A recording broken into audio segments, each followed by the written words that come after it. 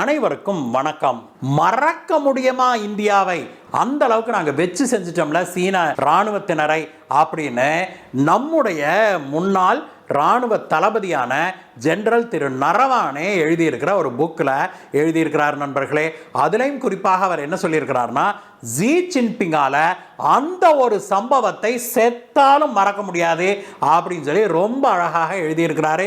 அதனுடைய சாராம்சத்தில் அவர் என்ன சொல்லியிருக்கிறார்னா, இதுவரைக்கும் சரித்திரத்தில் கண்டிராத அடியை சீன இராணுவத்துக்கு இந்திய இராணுவம் வழங்கி இருக்குது. அவ்வளவு பயங்கரமான ஒரு அடி அது. அதை சாகிறது வரைக்கும் ஜி ஜின்பிங் மறக்க மாட்டாரு அப்படின்னு சொல்லியிருக்கிறாரு. திரு ஜெனரல் நரவானே எதை பற்றி பேசுகிறாரு, அதனுடைய முக்கியத்துவம் என்ன, அதை இப்பொழுது அவர் பேசுவதற்கான காரணம் என்ன, இந்த சுவாரஸ்யமான சம்பவங்களை பற்றி தான் இன்னைக்கு பார்க்க போறோம் நண்பர்களே. வாங்க.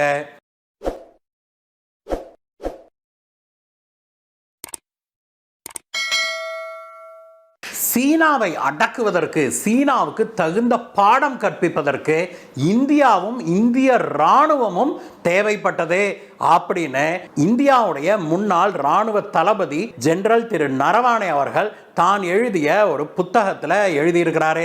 அவர் மேலும் என்ன சொல்லியிருக்கிறார்னா, ஜூன் 15, 2020 அந்த நாளை செத்தாலும் ஜி ஜின்பிங் மறக்க மாட்டாரு, சாகும் வரை மறக்க மாட்டாரு. அப்பேற்பட்ட ஒரு அடியை சீனாவுக்கு இந்திய இராணுவம் கொடுத்தது அப்படின்னு சொல்லி அவர் சொல்லியிருக்கிறாரு. மேலும் அவர் என்ன சொல்லியிருக்கிறார்னா, பல தசாப்தங்களாக சீனா தன்னை ஒட்டி இருக்கிற சின்ன சின்ன அண்டை நாடுகளை உருட்டி மிரட்டி அந்த நாடுகளின் மீது சலாமி ஸ்லைசிங் டெக்னிக்கை பயன்படுத்தி, இந்த பக்கம் உல்ஃப் வாரியர் டிப்ளமசியை பயன்படுத்தி எல்லாத்தையும் மிரட்டிட்டு இருந்தது.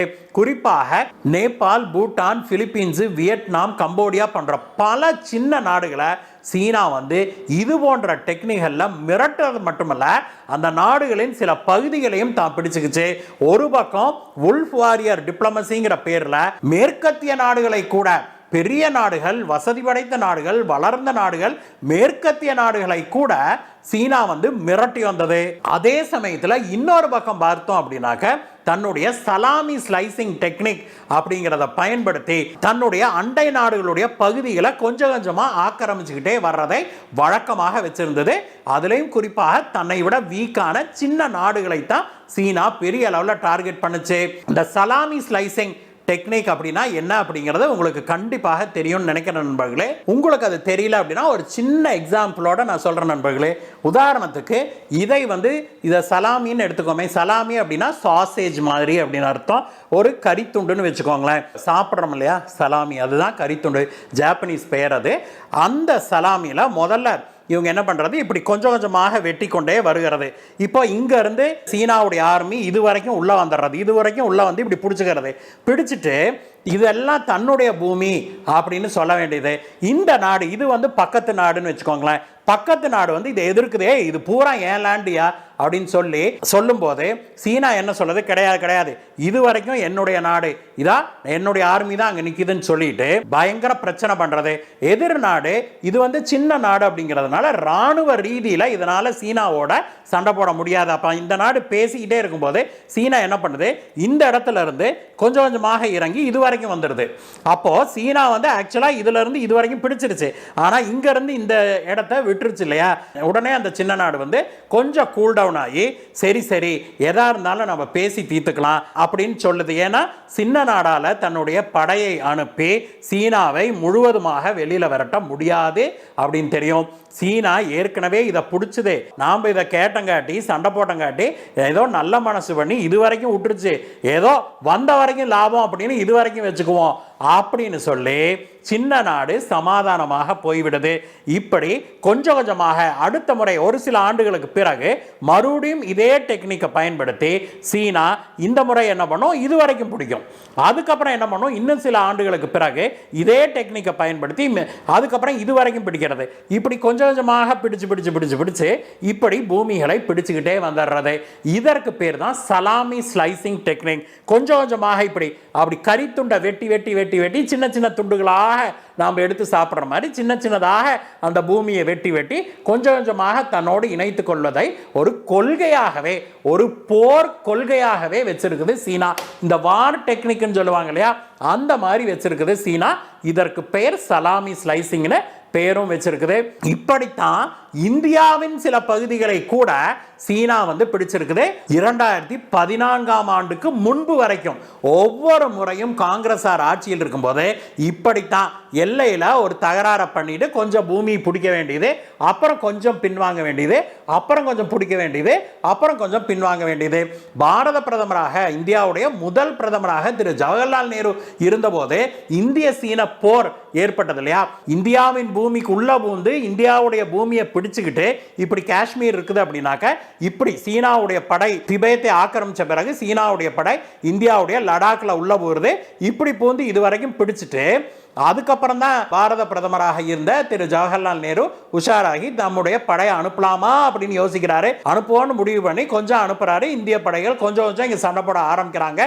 அந்த சமயத்தில் சீனா என்ன பண்ணுது, தானே வந்து சீஸ்ஃபயர் அனௌன்ஸ் பண்றேன், நானே வந்து போர் நிறுத்தத்தை மேற்கொள்கிறேன் அப்படின்னு சொல்லிட்டு தான் வந்து தன்னை போல இதுவரைக்கும் பிடிச்சிருந்தது இல்லையா பூமியை, அப்போ என்ன பண்ணுது, தான் வந்து இதுவரைக்கும் விட்டுருது. இப்போ ஜவஹர்லால் நேரு என்ன சொல்றாரு, இவ்வளோ இடத்த விட்டுருச்சு சீனா, இதுதானே போனா போகுது, இந்த இடம் வந்து புல்லு பூண்டு கூட முளைக்காதப்பா, அங்க மனுஷன் வாழக்கூட முடியாது, அந்த இடத்த சீனா வச்சிருந்தா என்ன, யார் வச்சிருந்தா என்ன, எதுக்குமே பிரயோஜனம் இல்லாத பூமி, அதை விட்டுருங்க, நமக்கு இதுவரைக்கும் இருந்தா போதும், நாம சீனி சீனி பாய் பாய் அப்படின்னு, அதுதான் அவருடைய கொள்கை, சீனி சீனி பாய் பாய்ங்கிறதா ஜவஹர்லால் நேரு சீனாவிடம் நம்முடைய நட்பு கரத்தை நீட்டிய போது அவங்களுடைய ஸ்லோகனே அதுதான், சீனி சீனி பாய் பாய் அப்படிங்கிறது. அந்த கொள்கையை பயன்படுத்தி நாம சீனாவோடு சமாதானமா போயிடுவோம் அப்படின்னு சொல்லி இந்த பூமியை விட்டு கொடுத்தாரு. இந்த பூமியை அவர் விட்டு கொடுத்தார் இல்லையா, அது கிட்டத்தட்ட 65,000 சதுர கிலோமீட்டர் அப்படின்னா பார்த்துக்கோங்க, கொஞ்ச நஞ்சம் இல்லை நண்பர்களே. இந்த பூமியை ஜவஹர்லால் நேரு புல்லு பூண்டு கூட முளைக்காத பூமி அப்படின்னு விட்டு கொடுத்த நிலம் வந்து கிட்டத்தட்ட 65,000 சதுர கிலோமீட்டர். அந்த இடத்தை தான் இப்பொழுது அக்சாய் சின் அப்படின்னு பேர் வச்சு சீனா அதை ஆக்கிரமிச்சு தன்னுடைய நாட்டின் ஒரு பகுதின்னு சொல்லி வருது. இந்த மாதிரி தான் சீனா வந்து ஒவ்வொரு முறையும் சலாமி ஸ்லைசிங் டெக்னிக், இதாவது 60களில் போர்னே வந்து பிடிச்சது.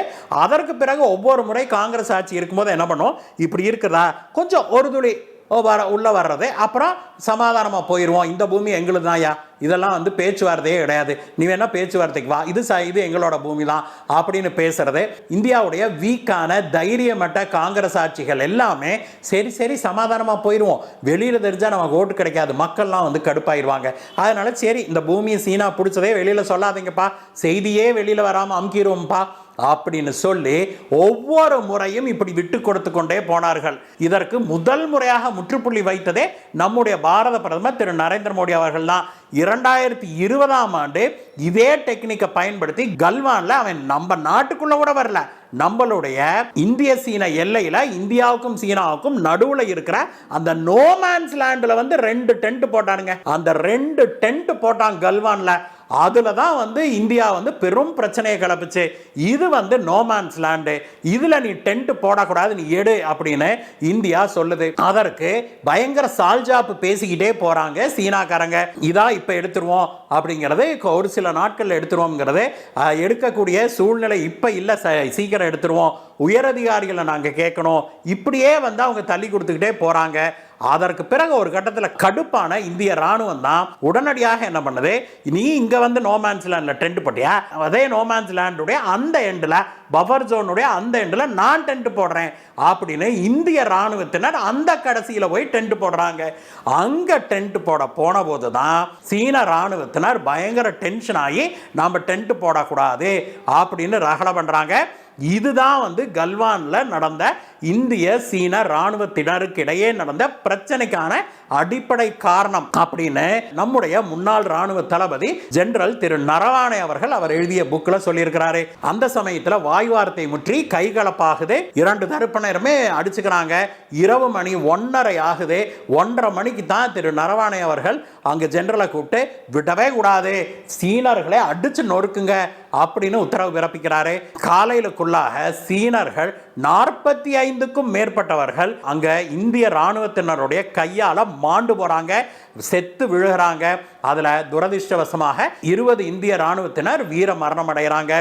இந்த விஷயங்களை புட்டு புட்டு வச்சிருக்கிறாரு நம்முடைய ஜெனரல் திரு நரவானே அவர்கள். அந்த நாள் ஜூன் 15, 2020 நாளை ஒரு காலமும் சீனாவுடைய அதிபர் ஜி ஜின்பிங் மறக்க மாட்டாரு. சீனாவுக்கு பல தசாப்தங்களுக்கு பிறகு மிகப்பெரிய அடியை கொடுத்தது இந்திய ராணுவம் தான். அன்றைய தினம்தான் சீனாவுக்கு மிகப்பெரிய பாடத்தை புகட்டுச்சு இந்தியா அப்படின்னு சொல்லி அவர் சொல்லியிருக்கிறாரு. அது வரைக்கும் கைப்பிள்ளையை போல நான் தான் ரவுடி, நான் தான் ரவுடி, நான் தான் ரவுடி, இந்த ஏரியாவுக்கே நான் தான் ரவுடி அப்படின்னு சின்ன சின்ன நாடுகளை மிரட்டி கொண்டிருந்த சீனாவுக்கு முதல் முறையாக பயங்கரமான ஒரு அடியை கொடுத்தது இந்தியா. ராணுவ ரீதியில 2ஆம் உலகப் போருக்கு பிறகு மிகப்பெரிய அளவில் சீன ராணுவத்தினர் மரணங்களை சந்தித்தது அன்றைய தினம்தான். அந்த தினம்தான் சீனாவுக்கு மிகப்பெரிய அளவில் பாடம் புகட்டின தினம். அந்த தினத்தை சீன அதிபர் ஜி ஜின்பிங் சாவு இருக்கிற வரைக்கும், கடைசி மூச்சு வரைக்கும் மறக்க மாட்டாரு அப்படின்னு சொல்லி திரு நரவானே அவர்கள் சொல்லியிருக்கிறாரு. அது மட்டுமல்ல, இந்திய படைகளுக்கும் அன்றைய தினம் ஒரு மிகப்பெரிய மாற்றம் ஏற்படுத்திய தினம் அப்படின்னு கூட சொல்லலாம். அதற்கு பிறகுதான் இந்திய படைகளை மிக வேகமாக நாம மாடர்னைஸ் பண்ண ஆரம்பிச்சிருக்கிறோம். ஆத்ம நிர்பார் பாரத் திட்டத்தின்படி இந்திய படைகளுக்கு தேவையானவற்றை இந்தியாவிலேயே நம்ம பெரிய அளவில் தயாரிக்கவும் ஆரம்பிச்சிருக்கிறோம். அது மட்டுமல்ல, உலகுக்கு சீனாவை எதிர்க்கக்கூடிய வல்லமை பெற்ற ஒரே நாடு இன்றைக்கு இந்தியா தான் அப்படின்னு நம்ம நிரூபிச்சிருக்கிறோம். அமெரிக்கா கூட வளவளா கொலகலான் தான் போய்கிட்டு இருக்குது இந்த காலகட்டத்தில். ஆனால் சீனா தான் இந்தியாவுக்கு எதிராக திடமாக தைரியமாக நின்று இருக்குது அப்படின்னும் உலகத்தில் பல சின்ன நாடுகளும் இப்பொழுது இந்தியாவை தான் தங்களுடைய ஆபத் பாந்தவனாக பார்க்குது, காப்பாளனாக பார்க்குது. அதற்கு இந்த ஒரு சம்பவம் ஜூன் 15, 2020 அன்று நடந்த கல்வான் வேலி தாக்குதல் தான். இந்திய ராணுவம் சீன ராணுவத்தினர் மீது நடத்திய பயங்கரமான அந்த தாக்குதல் தான் அதற்கெல்லாம் காரணம். இதற்கு மூல தைரியத்தை கொடுத்ததே, இதற்குடைய அடிப்படை சுதந்திரத்தை இந்திய படைகளுக்கு கொடுத்தது நம்முடைய பிரதமர் திரு நரேந்திர மோடி அவர்கள் தான் அப்படிங்கிறதை நம்ம மறந்துவிடக்கூடாது அப்படின்னு திரு நரவானே அவர்கள் தன்னுடைய புக்கில் எழுதியிருக்கிறார். நண்பர்களே, எது எப்படி இருந்தாலும் நண்பர்களே, திரு நரவானே அவர்கள் சொன்னது போல சீன அதிபர் ஜி ஜின்பிங் தன்னுடைய இறுதி மூச்சு இருக்கிறது வரைக்கும் ஜூன் 15, 2020 கல்வான் தாக்குதலை மறக்கவே மாட்டாரு அப்படிங்கிறது நமக்கும் தெரியும். இந்த வீடியோவை பற்றிய உங்களுடைய கருத்துக்களை சொல்லுங்கள் நண்பர்களே. மீண்டும் உங்களை வேற வீடியோவில் சந்திக்கிறேன். Bye bye.